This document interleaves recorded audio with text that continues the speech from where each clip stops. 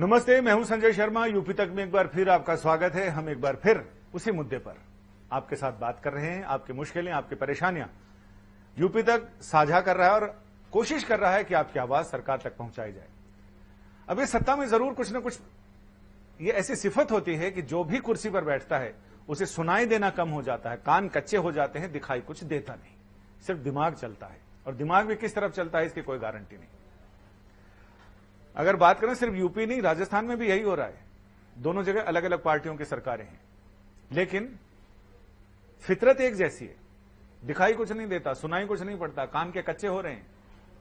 राजस्थान में एलडीसी भर्ती को लेकर वहां के छात्रों में उबाल है।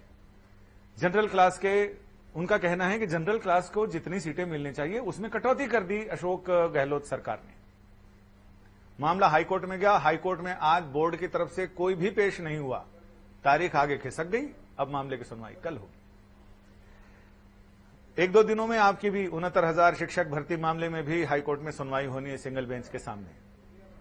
इधर मामला सुप्रीम कोर्ट में भी चल रहा है। 6 जुलाई तक सरकार को इस मामले में जवाब देना है। चार्ट बनाकर सरकार को यह बताना है कि आखिर शिक्षा मित्रों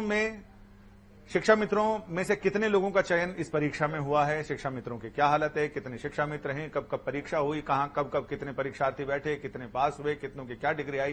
कल हमने बात की थी इस पर कि बहुत सारे लोग ऐसे शिलाजीत की पैदाइश हैं, उन्होंने ऐसी कुंजी घोल के पी ली है कि 150 में 142, 141, 136, 135, 137 ऐसे नंबर लाए जा रहे हैं। 1 महीने 1.5 महीने पहले एग्जाम हुआ, उसमें उनके किसी में 60, किसी में 70 नंबर हैं। 1-1.5 महीने में ही 14 विषयों की परीक्षा की तैयारी करके इन्होंने ऐसा शिलाजीत खाया, ऐसी कुंजिका घोलकर पी ली कि उनके 142, 145 एक खास परिवार के लोगों के नंबर आ रहे हैं। आज हम बात कर रहे हैं आपसे इस पर कि साहब कुछ लोगों की समस्या यह है, सरकार सुने तो ज्यादा बढ़िया है।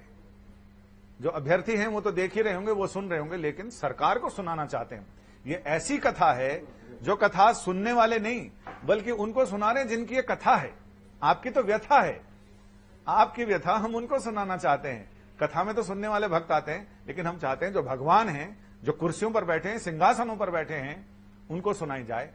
कुछ बच्चे ऐसे हैं, 1.5 साल पहले उन्होंने जिस मोबाइल से अपने फॉर्म भरे थे, जिस मोबाइल नंबर का जिक्र अपने फॉर्म में किया था, जिस पर उनके ओटीपी आते हैं, वो मोबाइल कंपनियां गायब हो चुकी हैं। वो सिम काम नहीं करते, लेकिन सरकारी अमला कहता है कि हम तो ओटीपी उसी पर भेजेंगे। बच्चों के होश उड़े हुए हैं। सरकार एक तो ये देखे, दूसरा ये कि इनको बहुत सारे बच्चों को शिकायत है, कई सारी चीजें जो बाजार में चल रही हैं, उसमें ये कि 69,000 शिक्षक भर्ती में उत्तीर्ण हम सभी अभ्यर्थी आपके समक्ष 2 निवेदन करते हैं। ये सरकार के पास निवेदन करें कि 69,000 शिक्षक भर्ती में हुए कथित धांधली और सहायक शिक्षक भर्ती के गुणांक के निर्धारण के संबंध में। मैं उनकी चिट्ठी पढ़ देता हूं। 69,000 शिक्षक भर्ती में हुई कथित धांधली की उच्च स्तरीय जांच सरकार कराए, जिससे ईमानदारी और मेहनत से परीक्षा उत्तीर्ण करने वाले अभ्यर्थियों के साथ न्याय हो सके। 69,000 शिक्षक भर्ती का गुणांक बनाने में एकेडमिक परसेंटेज को शामिल न किया जाए। कारण, सन 1990 से लेकर 2015 तक उत्तर प्रदेश बोर्ड सहित सभी शिक्षा बोर्ड और यूनिवर्सिटीज में सिलेबस में बहुत बदलाव आया है। इसी प्रकार अलग अलग बोर्ड और अलग अलग यूनिवर्सिटीज के सिलेबस भी अलग अलग होते हैं। उनके परीक्षा पैटर्न अलग होता है, नंबर देने का पैटर्न अलग होता है। सभी छात्र अलग अलग स्ट्रीम, कोई बीए, कोई बीएससी तो कोई बीकॉम से पढ़ाई करते हैं, पेपर देते हैं। इसलिए एकेडमिक में प्राप्त नंबरों के आधार पर उन छात्रों की योग्यता की तुलना नहीं की जा सकती। और अगर एक अच्छा विद्यार्थी ऐसे मुख्यमंत्री के शासनकाल में, जिसके राज्य में नकल ना के बराबर हो, ऐसा दावा है, तो उत्तर पुस्तिका का मूल्यांकन भी बहुत ही कड़ाई और ईमानदारी से किया जाता है। ये दावा है कि हमारे शासनकाल में सारी चीजें, किसी को बख्शा नहीं जाएगा, भ्रष्टाचार 0 हो जाएगा, नो टॉलरेंस, जो भी करेगा उसका एनकाउंटर हो जाएगा। लेकिन लोग कर रहे हैं।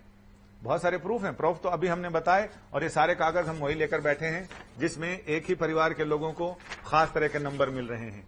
और ये सारी लोगों ने हाथ से बनाकर सूचियां भी भेजी हैं, कुछ मार्कशीट है उनकी जो परीक्षा के नतीजे बता रहे हैं। तो ये सारी चीजें किस ओर संकेत कर रहे हैं? सरकार को चाहिए कि इसकी जांच कराई जाए। इसके अलावा बहुत सारे लोगों का यह कहना है कि उनके फॉर्म में कुछ मानवीय भूलें हैं जिनको वो दुरुस्त करना चाहते हैं। प्रोविजनल सर्टिफिकेट आया, मार्कशीट आई, उसमें नंबर कुछ अलग हैं, और जो ओरिजिनल आई उसमें नंबर अलग है। इनका यह कहना है कि सरकार एक बार हमें मौका दे, क्योंकि सरकार ने भी बहुत सारी भूलें की हैं, वो भूलें भी सुधार होता है उनका, चाहे कोर्ट के कहने पर हो या सरकार खुद से भूल सुधार के लिए एक नया सर्कुलर जारी कर दे। सरकार के लिए तो बड़ा आसान है, एक दूसरा सर्कुलर जारी कर दिया और पुरानी चीजें मिट गई, ऐसा जैसे ब्लैक बोर्ड पर डस्टर घुमा दिया हो। लेकिन जिंदगी में ऐसा नहीं होता है, जिंदगी ब्लैक बोर्ड नहीं है, इस पर डस्टर घुमाने से नहीं होगा। लिहाजा ऐसे में सरकार एक काम कर सकती है कि इन सारे लोगों को भूल सुधार के लिए एक मौका दे सकती है, और जिन लोगों के मोबाइल नंबर अगर उस समय के मोबाइल यूनिनॉर के या किसी और कंपनी के हैं जो अब काम नहीं करती है, जिसके मोबाइल काम नहीं कर रहे हैं, उनको एक ईमेल आईडी विकल्प दिया जाए कि ईमेल आईडी के जरिए आपके पास या कोई दूसरा नंबर दे दीजिए या ईमेल आईडी जिसके जरिए आपके पास ओटीपी आ जाए, वन टाइम पासवर्ड, और आप उसके जरिए अपनी सारी चीजों का निराकरण कर लें। यानी कुछ ऐसी चीजें हैं। कुछ लोगों का यह भी कहना है कि जिनको रिजर्व कोटे की फायदा मिलता है, उन सारे लोगों ने जनरल से सीटें ले ली हैं। अब ये विवाद का विषय हो सकता है, या कोर्ट इसमें व्यवस्था दे सकती है कि क्या प्रतिभाशाली रिजर्व कोटे का स्टूडेंट क्या जनरल से अपनी प्रतिभा के आधार पर जनरल की सीटों पर काबिज हो सकता है, या उसे रिजर्व के कोटे से ही जाना चाहिए। ये एक विवाद का विषय, एक कानूनी बहस का, संवैधानिक बहस का विषय हो सकता है। लिहाजा इस पर सरकारें जो फैसला करें। कुछ बच्चे लॉकडाउन के दौरान वो शिक्षा मंत्री के घर पहुंचे, बेसिक शिक्षा मंत्री डॉक्टर सतीश द्विवेदी, उनके यहां गए और उन्होंने शांतिपूर्ण ढंग से सोशल डिस्टेंस का पालन करते हुए प्रदर्शन किया। मेरे पास वीडियो भी आए थे और वीडियो उन्होंने सोशल मीडिया पर भी शेयर किए।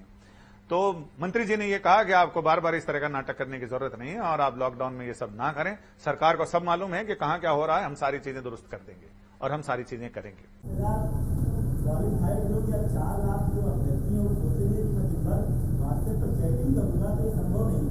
मैं फेसबुक पर अंत्येष्टि का टिकट डाल दूं तो आप उस पर मिल जाते हैं। मैं कोई अपने क्षेत्र के सड़क का पोस्ट डाल दूं तो आप उस पर मिल जाते हैं। आपकी जितनी समस्याएं हैं वो तो सोशल मीडिया पर आप कह ही रहे हैं, ये सब पता ही है। तो फिर लॉकडाउन में आकर के इस तरह का फिजिकल विज्ञापन देने की जरूरत नहीं है। आपकी सारी समस्याएं समाधान हमारे संज्ञान में है और आप ये विश्वास रखिए, अधिकांश समस्याओं का समाधान करने का प्रयास करते हैं। कुछ में कानूनी कठिनाइयां हैं, इतना में नहीं हो पाता है, जितना संभव होता है। जो आप लोग अभियान चला रहे हैं लगातार फेसबुक पर, व्हाट्सएप पर, किसी समस्या का समाधान किसी को टार्चर करके नहीं होता, ये तरीका ठीक नहीं। सरकार को अगर ये मालूम है कि कहां क्या हो रहा, तो ये भी मालूम होगा कि कौन से जिलाध्यक्ष के कहने पर क्वेश्चन लीक हुआ था, कौन से जिलाध्यक्ष और कौन से लोगों के दबाव में कुछ खास परिवारों को ज्यादा से ज्यादा नंबर मिले। हो सकता है उनको 150 से ज्यादा भी नंबर मिल गए होंगे। जांच होनी चाहिए, और जांच हो, निष्पक्ष जांच हो, स्वतंत्र जांच हो और बिना किसी भेदभाव के जांच हो, तो शायद बहुत सारी चीजें सामने आएंगी। और सरकार का यह दावा कि हमारा जीरो टॉलरेंस है, तो उस पर भी कुछ असर हो सकता है। सच में जीरो टॉलरेंस है या फिर सरकार फिर वैसी ही है। और जाहिर है सरकारें वैसी होती हैं, कुर्सी पर आने के बाद आदमी के कान कच्चे हो जाते हैं, सुनाई कम पड़ता है, दिखाई धुंधला पड़ता है, और कई बार तो एक ही तरफ दिखाई पड़ता है कि इधर वाले को देख रहे हैं तो इधर ही वाले को देख रहे हैं, इधर वाले को कुछ नहीं दिख रहा। इसलिए सरकार से हमारा यह कहना है, ये उस व्यथा की कथा है जो हम उनको सुनाना चाहते हैं जो ऊपर बैठे हैं। नमस्ते।